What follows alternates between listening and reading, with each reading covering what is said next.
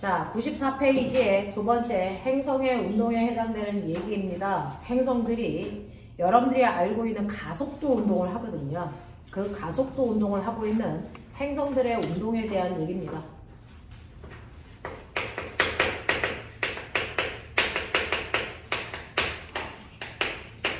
이번에 중학교 2학년 친구들도 배웠는데요. 천체에는요, 하늘에는 각각의 지위를 가지고 있는 다양한 천체들이 있어요. 그 중에서 스스로 빛을 낼 수 있는 아이들을 뭐라 그런다?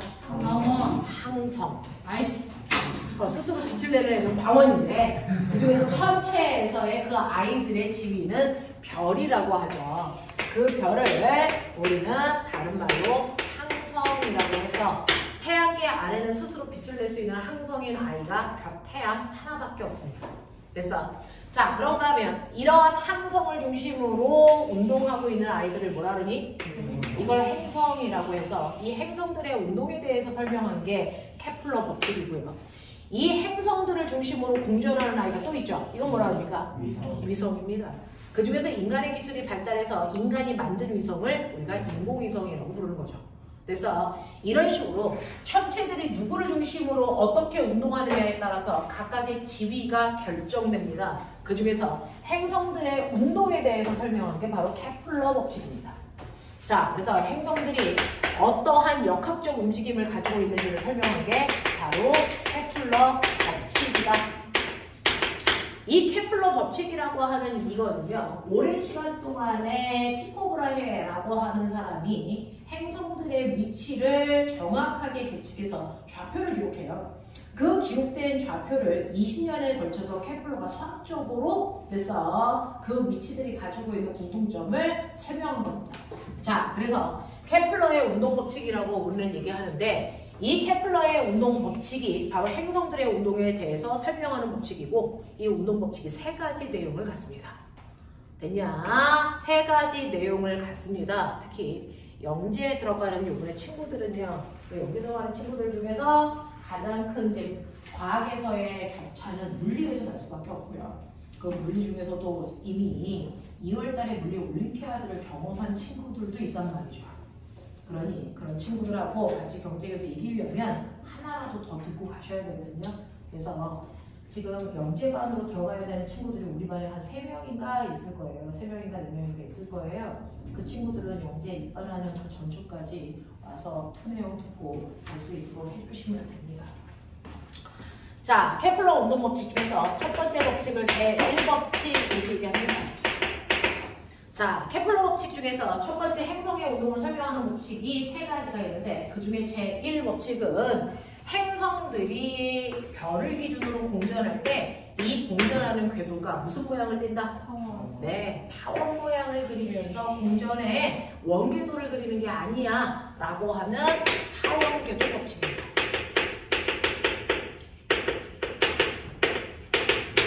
이걸 설명하고 있는 게 케플러의 제1법칙이고요. 케플러의 제2법칙이 뭡니까? 이게 바로 면적, 속도, 일정 법칙입니다.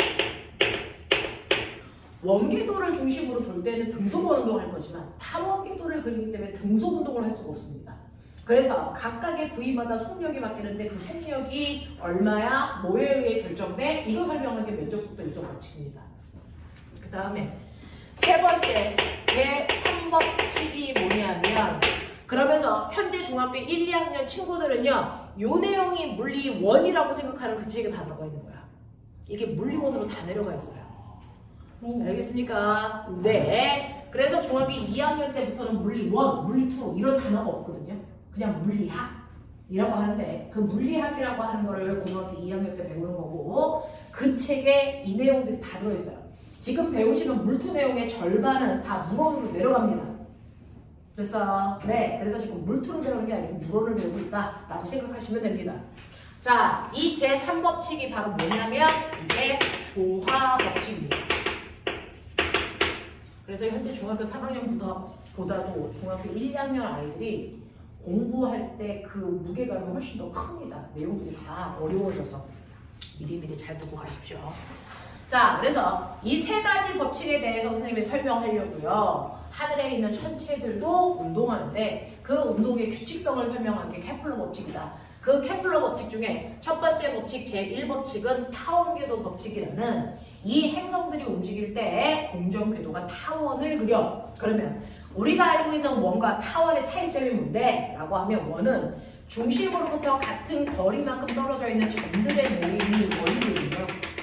근데 타원을 그리려면 뭐가 필요합니까? 중심이 아니고 두 개의 초점이 필요합니다. 자, 두 개의 초점으로부터 어떤 특정한 위치까지의 거리를 줍니다. 자, 여기까지의 거리는 4, 여기까지의 거리는 3. 그러면 두 초점 사이의 거리의 합은 얼마입니까? 7. 됐어. 그래서 두 초점으로부터 7만큼 떨어져 있는 거리의 합을 가지고 있는 점들의 모임이 하나의 타원을 그릴 수 있다는 겁니다. 무슨 말인지 알겠어? 그러니 여기가 뭐야? 여기 반드시 얼마여야 돼? 2여야 돼. 이런 얘기야. 됐어? 이게 타원을 그리는 방법이잖아? 그 중에서 하나의 초점에 우리의 태양이 위치합니다. 우리 태양계 안에는 하나의 초점에 태양이 위치하고 다른 초점에는 어떤 것도 존재하지 않죠. 됐어? 자, 그 타원을 지구가 공전 궤도로 사용해서 돌고 있어. 이런 얘기야. 왜 타원이에요? 네. 이 타원 궤도를 그리는 이유가요. 역학적 에너지 보존 법칙 때문이에요. 됐어? 네. 이런 것들을 이제 설명하겠다. 그런 얘기예요. 자, 그러면 타원 궤도를 그리면서 돌 때, 아, 태양의 위치가 하나의 초점의 위치구나. 거기를 타원 궤도를 그리면서 지구가 이렇게 돌기 때문에, 됐어? 어떤 특정한 곳은 태양이랑 유독 가까운 지점이 생기겠구나. 그 유독 가까운 지점을 우리 뭐라고 해야지? 가까운 근자 써서 근일점이라고 해야지 라고 합니다.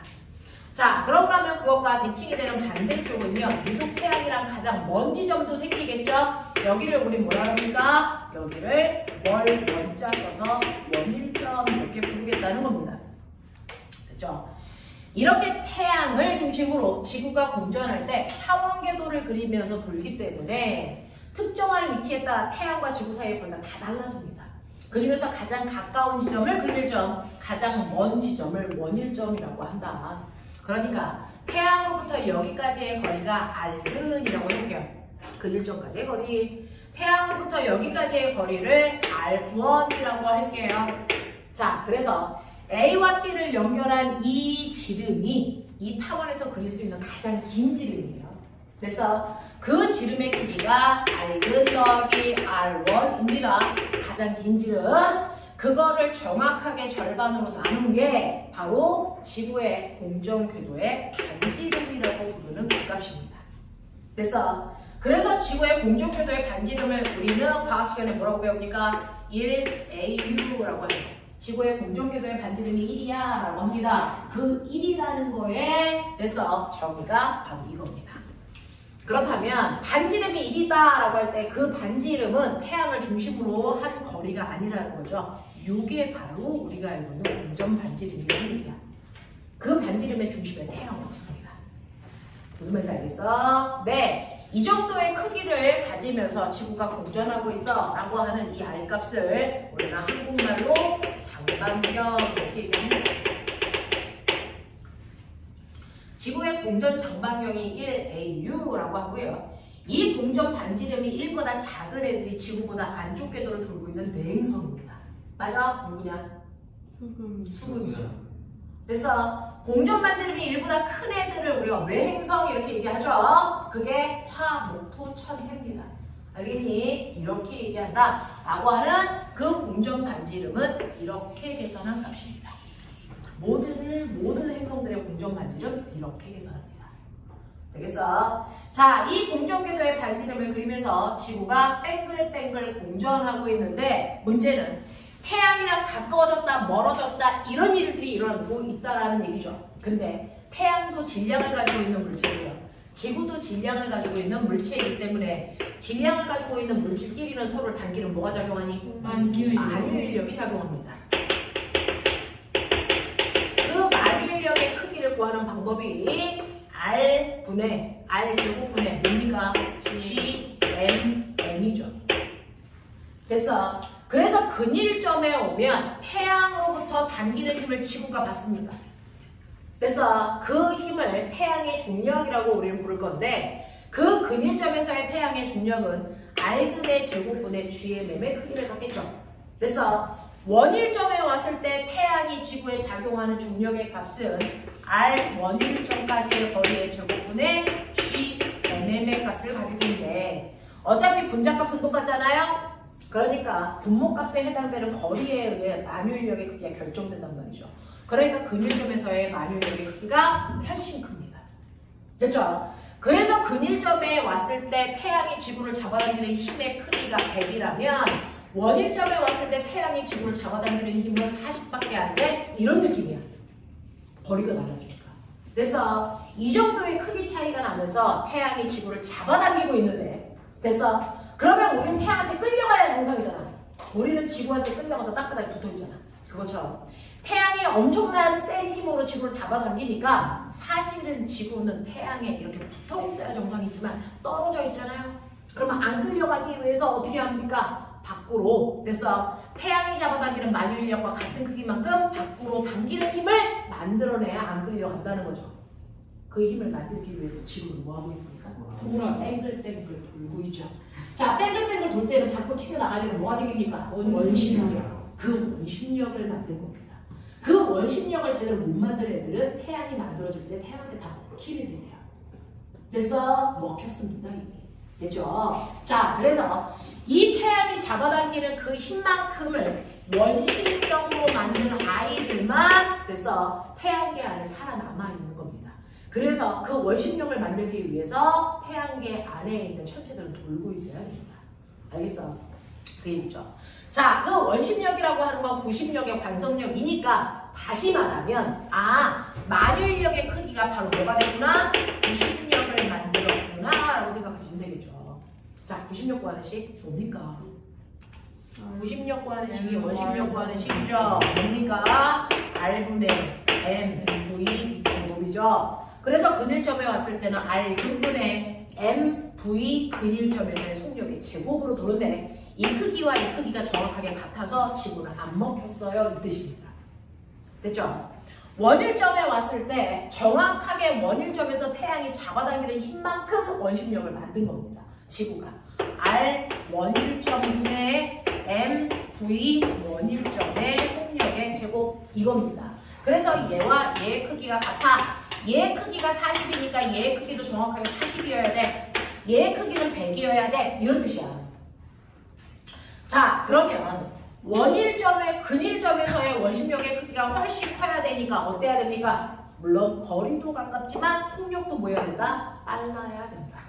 되겠습니까? 그래서 근일점에서 지구가 공전하는 속도가요. 원일점에서 지구가 공전하는 속도보다 훨씬 큽니다. 그래서 지구의 공전 속도는 일정하지 않습니다. 중학교 2학년 아이들이 지금 교과 과정에서요. 지구의 공전 속도가 하루에 1도 도는 빠르기야 라고 배웁니다.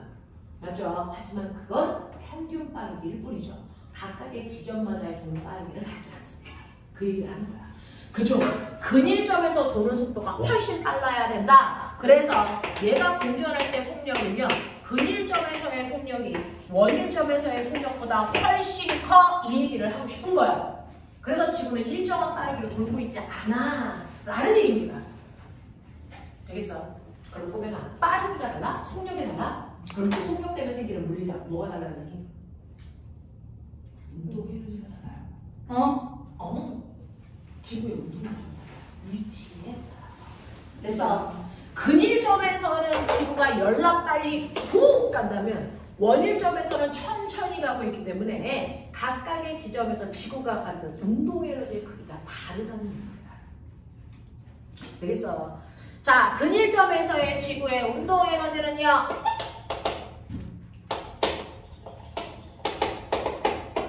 2분의 1 mv 근일점의 제곱이어야 되잖아요. 그래서 원일점에서의 운동 에너지는 2분의 1 m 원일점의 속력의 제곱이어야 되잖아요. 2분의 1 m은 똑같고요. 속력의 제곱값이 다르기 때문에 근일점에서의 운동 에너지가 훨씬 크다는 얘기죠. 이런 얘기를 하고 싶은 거야. 무슨 말인지 알아? 그럼 꼬맹아. 그러면 운동 에너지가요. 근일점에서 컸다가 원점을 갈 작아지네요. 네. 그랬다가 다시 근일점으로 올 때 운동 에너지가 커지네요. 그럼 역학적 에너지가 바뀐다는 얘기입니까? 아니요. 역학적 에너지가 바꿀 수 없어요. 왜? 저 새끼가 몰면서 일을 한 적이 없기 때문입니다. 됐어. 모든 지점에서의 역학적 에너지는 동일해야 되기 때문에 위치 운동 에너지가 최대인 근일점에서의 위치 에너지의 값은 뭐여야 된다? 최소여야 된다는 얘기입니다. 결국은 운동 에너지가 최소인 원일점에서는 위치 에너지는 최대값을 가지고 있어야 된다는 얘기입니다. 납득이 됩니까? 그래야 역학적 에너지가 보존되죠.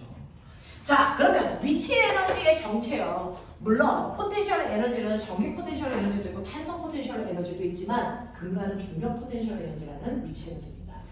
자, 지구에서의 위치 에너지요. 물체는 지구의 중력 때문에 땅바닥에 붙어 있어야 정상이다.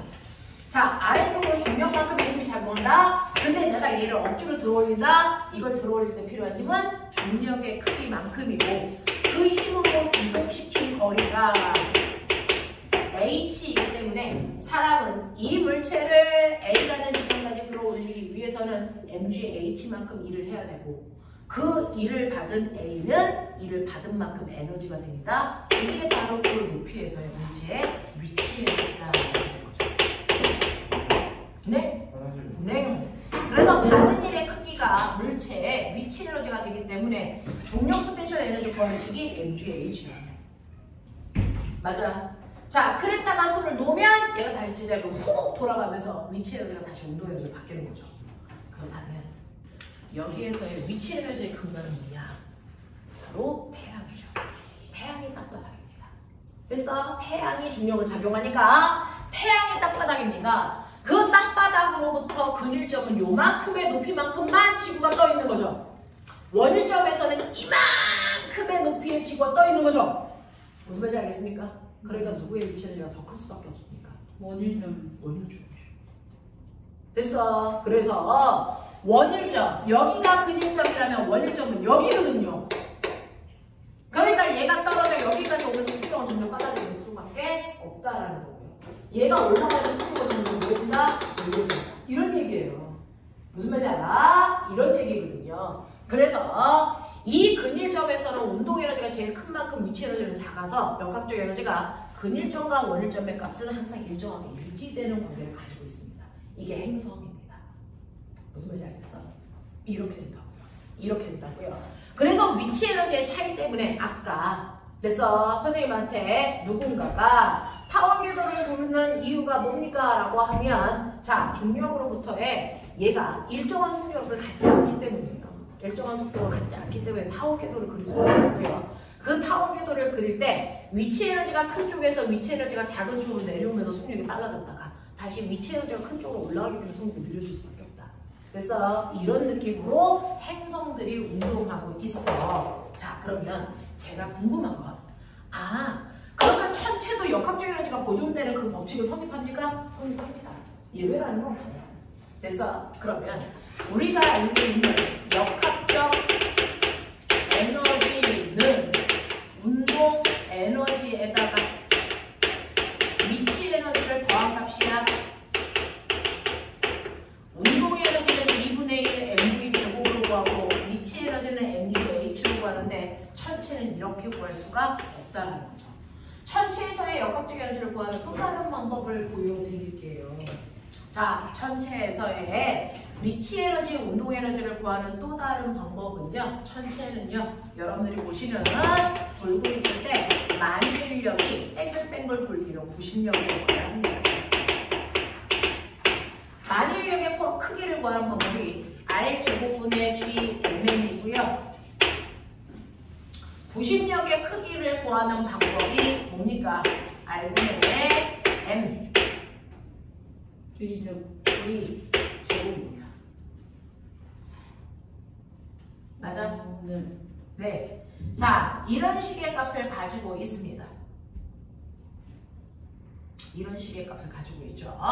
자, 그랬을 때 운동 에너지를 보시면 눈 떴죠? 얘가 날아갑니다. 그래서 날아가면 이 모습이 이렇게 바뀝니다. 납득하냐? 오케이. 네. 근데 보이냐? 2분의 1. 여기다가 양변에 2분의 1을 곱하면 뭐가 되냐? 운동 에너지 구하는 공식이 되죠. 됐어? 그래서 천체에서의 운동 에너지는 2분의 1 mv 제곱으로 구하는 게 아니고요. 천체에서의 운동 에너지는 이 r분의 gmm으로 훨씬 더 많이 구한다. 이게 천체에서의 운동 에너지를 구하는 거예요. 맞아? 이렇게 보여. 자, 그 다음에 여러분들이 알아두셔야 되는 거, 내가 땅바닥에서 공을 던져 올립니다. 언제까지 올라갑니까? 속도가 0이 될 때까지 올라가. 여기 속도가 0이 됐어. 그 다음에 이게 뭐합니까? 떨어지죠. 왜요? 중력 때문에. 근데 내가 던졌는데 얘가 속력이 0이 될 때까지 올라가는데 거기가 중력이 작용하지 않는 곳이야. 그럼 떨어질까 안 떨어질까? 안 떨어지죠. 되겠어? 이 얘기 아닙니까? 그랬을 때 우리가 생각하는 천체에서의 가장 높은 곳은 됐어? 던졌을 때 중력권을 벗어나는 그 높이가 가장 높은 위치야. 무슨 말인지 알겠지? 그 중력이라는 힘이 작용하지 않는 그 높이에서의 위치 에너지요. 당연히 mg, h로 구하면 되는데 이때 mg라는 거의 정체가 뭡니까? 중력이죠. 중력이죠. 그러면 이거는 태양의 질량, 이거는 지구의 질량. 그렇다면 이 중력이라는 건 원래 있는 만유인력입니다. 맞습니까? 자, 그러면 이 자리에 만유인력을 집어넣으면 되니까 뭐로 집어넣으니까 R제곱분의 GMM으로 집어넣으면 돼요. 그게 mg의 정체입니다. 원래. 맞아? 그리고 이 두 물체 사이에 떨어져 있는 거리가 뭡니까? 두 물체 사이에 떨어져 있는 거리가 R이죠. 됐어? 그러면 여기에 H 대신에 태양으로부터 얘를 R만큼 들어올린 거야. 이 뜻이었잖아. 그러니까 여기가 거리 R을 곱하시면 이렇게 나옵니다. 이게 mg, h의 원래 모습입니다. 그러면 위치 에너지 구하는 식이 R분의 GMM입니다. 납득하십니까? 납득하십니까? 자, 이런 식으로요. 여러분들이 위치 에너지를 구할 수 있는데 잠깐만요. 우리 지금 간 선생님이